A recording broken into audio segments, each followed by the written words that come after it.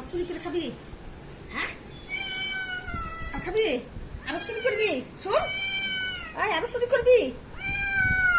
আরো চুরি করবি? ও বাবা গো, কামড় দে আবার। এ চুরি আরো চুরি করবি? বল আরো চুরি করবি? না, কানে ধর, কানে ধর, কানে ধর। আরো চুরি করবি নাকি? কেন তুই মাছ চুরি করলি? তোকে কত কিছু খাওয়াই, ক্যাট ফুড খাওয়াই, কত কি খাওয়াই, তারপরও তুই চুরি করবি?